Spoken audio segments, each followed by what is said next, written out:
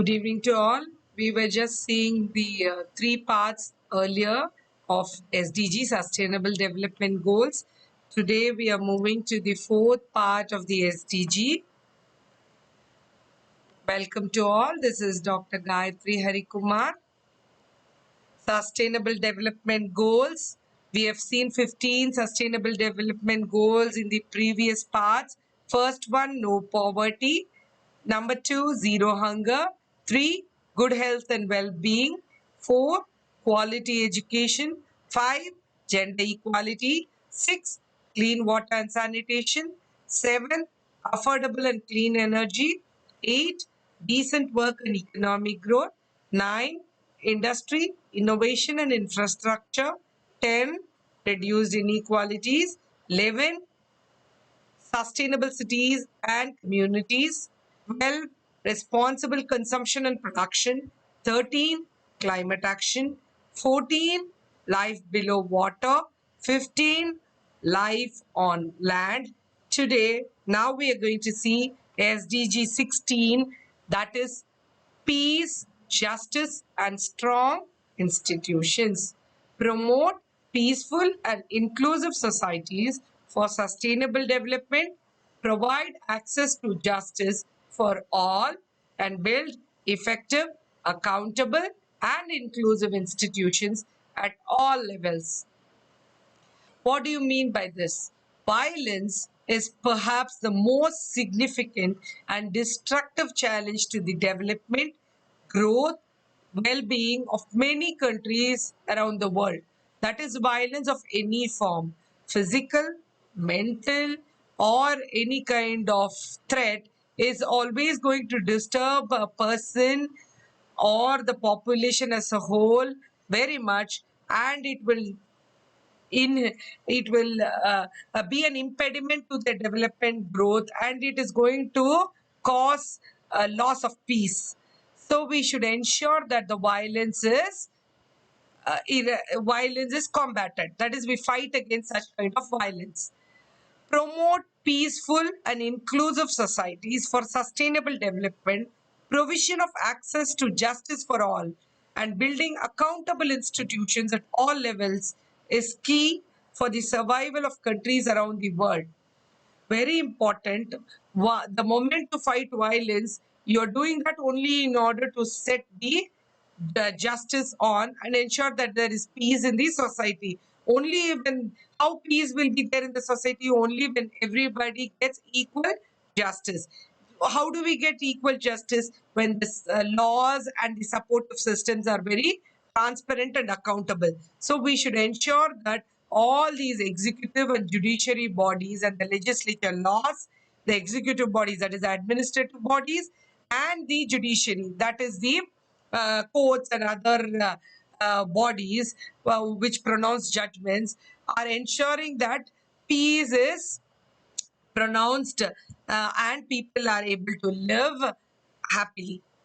Statistics: judiciary is overburdened with large number of pending cases in India, with a backlog touching 35 million cases. That is really difficult, because why do we go to judiciary? Because people want justice. So we should ensure that if the legislature is fine, if the administration is working fine, then people should not be going to courts for many reasons, because their problem should be solved at the executive or administrative level itself.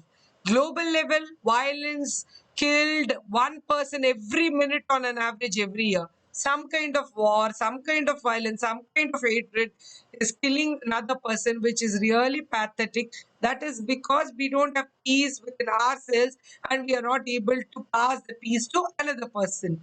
By 2030, end abuse, exploitation, trafficking, and all forms of violence against children, because children are the future people who are going to take care of this earth and the world. So we should ensure that they are having a very safe childhood which is free from all violence. Ensure equal justice to equal access to justice for all. That is, whether the rich or the poor, man or the woman, child or an old person, anybody should be having equal justice when they approach the law. Reduce corruption and bribery in all their forms, because corruption and bribery, they erode the uh, a foundation of ethical practices in the society. We should ensure that this is uh, avoided. Develop effective, accountable, and transparent institutions at all levels. Why should we have transparent and accountable institutions? Because that's how you build the confidence of the people. If you don't have transparent systems, then people will not rely on the legislature or on the executive or on the judiciary. So it is very essential to build transparent and accountable institutions. Too many people experience war and violence. Here is what we must do about it. End all forms of violence. We are seeing the gun practice. That violence, physical violence, should be avoided. Next, especially violence against children.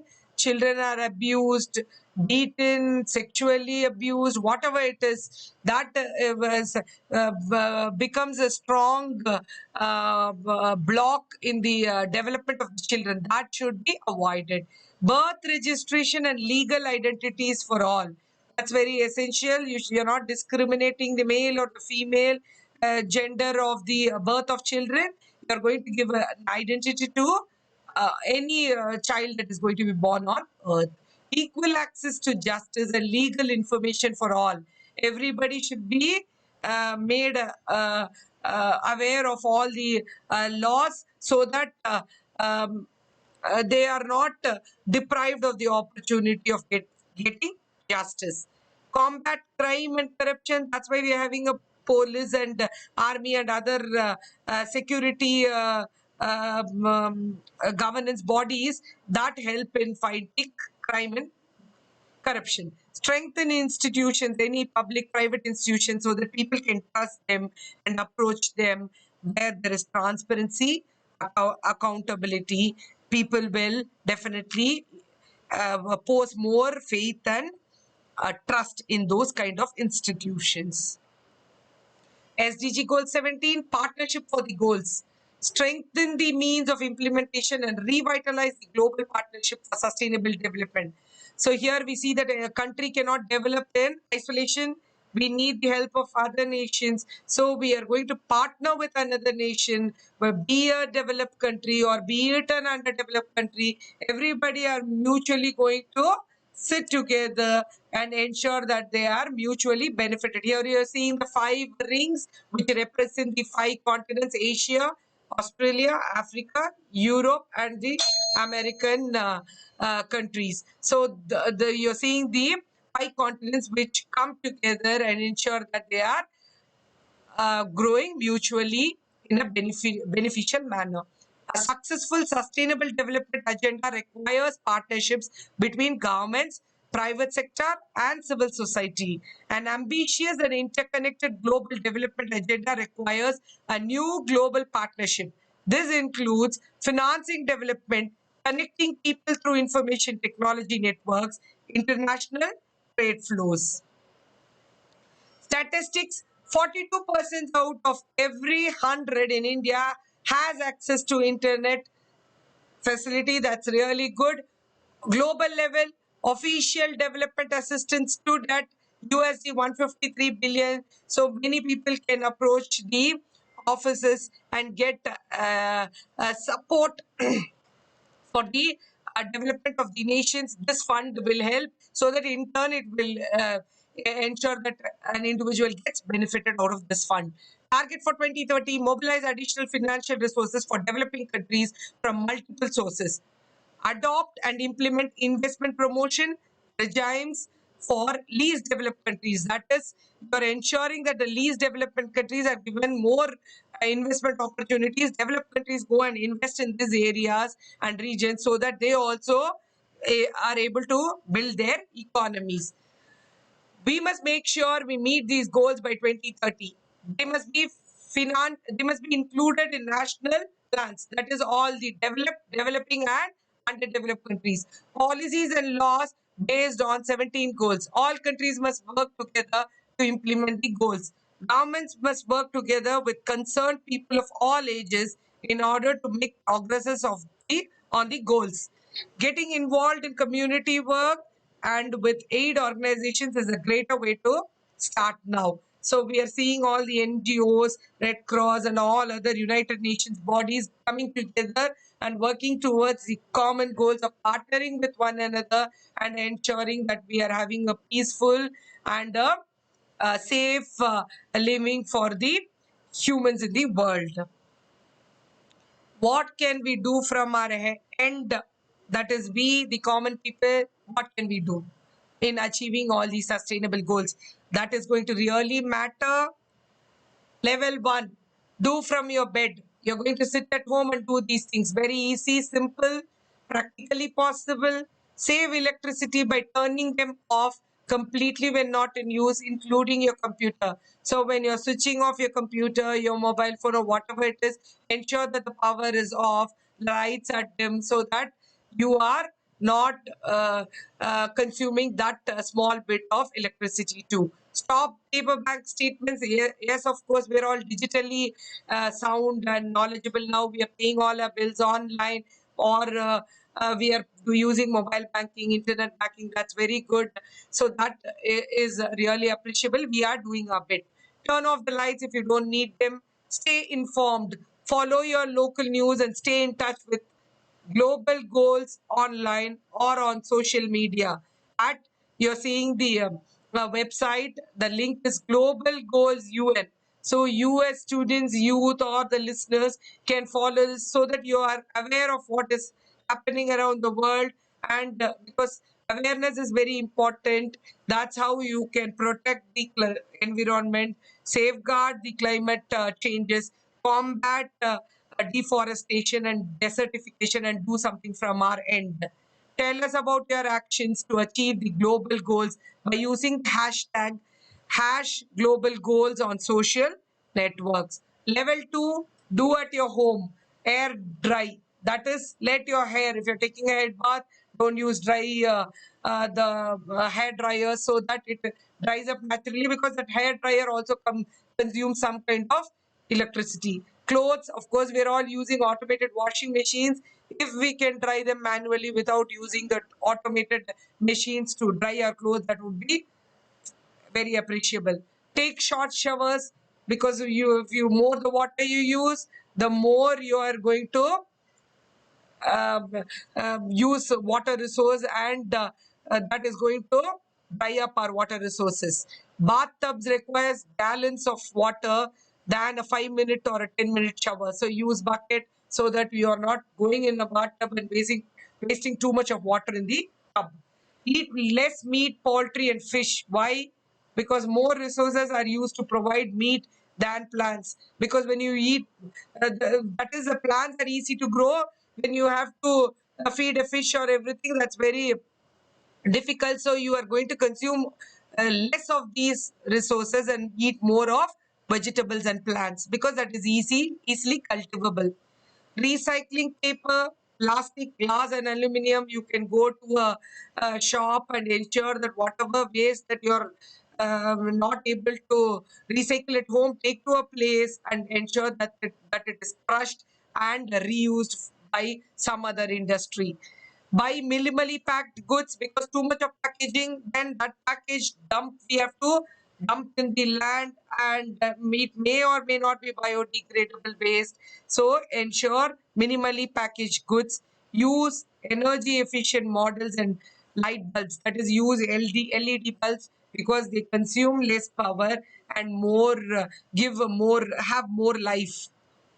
Level 3, do outside your house. What we can do: shop local. Don't go to big malls. Don't go to big supermarkets, because local people, if you buy from them, then they will also be able to survive. And that is very important. Shop smart, avoid impulse buying, because we get attracted to things when we start buying like that, and we accumulate too much of things. So we will have a pile of things at home. We will not be able to dispose. So we should, I think all of us need to, in COVID times, we have controlled this habit. We are not buying too much. We are buying only the necessary food items and exhausting the food and again buying. That is very good. I think we should cultivate that habit and carry it for the future too. Bike, walk, or take public transport frequently. Of course, we might have a busy life in future, but we should try to find some time, squeeze in a time, and walk a little bit so that we are doing our bit to ensure that we are not using too many vehicles on the road. Use a refillable water bottle and coffee cup, because disposable cups we have to again dump it in a place that is going to harm the environment. So use a water bottle where you can wash it and refill and take the next day. Bring your own bag. Of course, the government has banned everywhere. So you're going to take your own shopping bags when you go for buying your groceries, vegetables, or any other shop that you go to. Maintain your car, because a well-tuned car or a bike will emit fewer toxic fumes, and that is not going to pollute the environment. So good maintenance of car and vehicles on road will also help in protecting the environment. Donate used clothes, books, and furniture, because what you don't require might be an essential thing for another person. So they might be able to use it in a best manner, and that's how you are not dumping, because you are passing it to another person who may use it for some time. Take advantage of your right to elect the leaders in your country and local community. Of course, you have to participate in elections. That's how you will be able to understand the policies of the nation, and you will be able to understand the policies of the local community and the nation as a whole. So be a responsible citizen. Level 4, do at work, mentor young people. If you're a young people, you might be mentored by a older senior person in the office or a colleague at the workplace. If you are a senior person mentoring people, it's a thoughtful, inspiring, and a powerful way to guide someone towards a better future. You're telling what is good, what is not good, so they are also able to build their skills and talent, and that's how you are preparing the next generation for the work. Voice your support for equal pay for equal work. Of course, there should be no gender discrimination or any other discrimination at the workplace. So you can voice out, not very aggressively, you can do that in a subtle manner too. Stay informed, read about workers in other countries and business practices. That is, you're going to read newspapers, you're going to browse websites, and ensure that you are able to know as to what people in other countries. If you're a teacher, you should be knowing what other teachers in other countries are doing. If you're in the HR, you should be knowing what other HR managers are doing. If you're in the IT field, you should know what other countries or what other companies, multinational companies, HR managers or IT managers are doing. So you should know what your colleagues in other counterparts in other part of the world are doing. That's how you're going to be staying informed. Support companies' investments in clean and resilient infrastructure to keep workers safe and protect the environment. That's how you are going to support the companies' initiatives, because you are supposed to be working there also safely, that is in the work environment. So you're going to give your feedbacks and suggestion to the company, so that you are living there, or sorry, working there safely.